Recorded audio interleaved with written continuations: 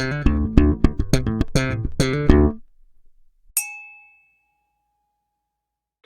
and welcome to another whiskey review with me, the Whiskey Novice. Thank you for joining me. We are in Bonnie, Scotland still, and we are in the Highlands right up there in Wick with Old Pulteney Distillery, owned by Inverhouse. This one, the Old Pulteney 15, bottled at 46%. I am ably informed, non-chill filtered and no colour added. However, I did have to poke around a little to find that information. So this one, Old Pulteney, not an awful lot of Pulteney stuff out there. Age stated, yes, there's a few age stated ones. In the recent years, there have been a couple of non-age stated offerings put out there.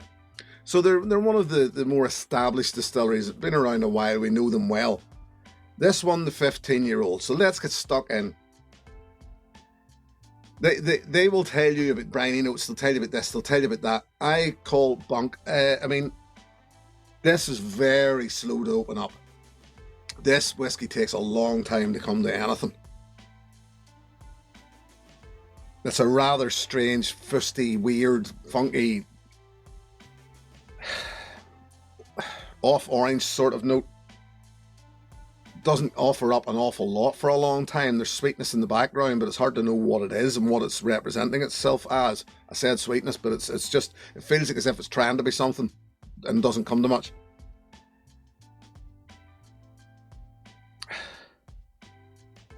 Everything very, very delicate. Everything, I mean, something that you would expect. This is ex-bourbon, ex-Spanish oak. I would expect more, put it like that. The nose just doesn't give up an awful lot, and everything that it does give up is very, very muted. I'm certainly not getting any of that brininess or sea air that they're suggesting. So let's see what the palate brings.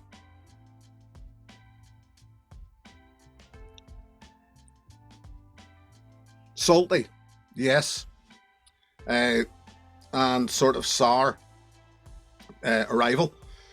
So yeah, there's certainly a salty edge there.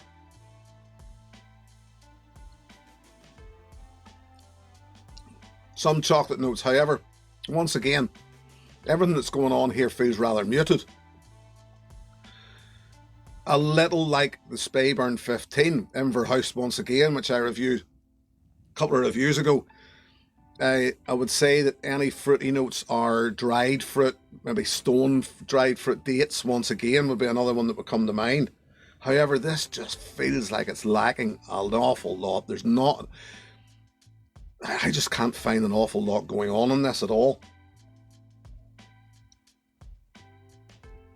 And it just feels a bit of a letdown of a whiskey. Maybe for some, it's maybe that's what you like, this would be fantastic.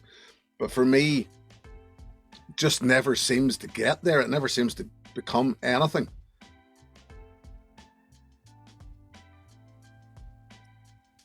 Yes, there are chocolatey notes. I would definitely chocolatey notes.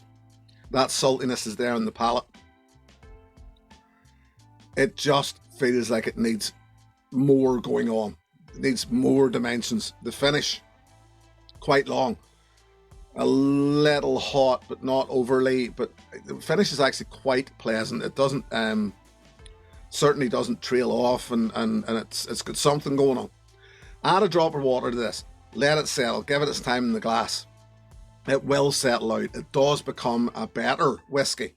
However, it's one of those whiskies that I have mentioned in the past where you have to work awfully hard to make it work. I don't want to have to work that hard to make my whiskey work. I would like to put it into the glass and enjoy it. I don't want to have to figure out how much water I have to add to it. I don't want to have to let it sit in the glass forever for it to settle down. So would I replace this? No, definitely not. I picked this up at a bit of a bargain. It was a half decent price. I think you're talking usually once again around the 60, maybe to around maybe as much as £75 mark, which isn't that bad for a 15-year-old malt, but I certainly wouldn't be replacing it. So let's just leave it there.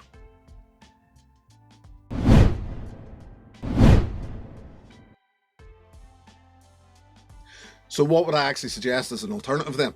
Well, I'm going to go back to that review, a couple of reviews back, and say the Speyburn 15, Inverhouse once again, as I mentioned earlier on.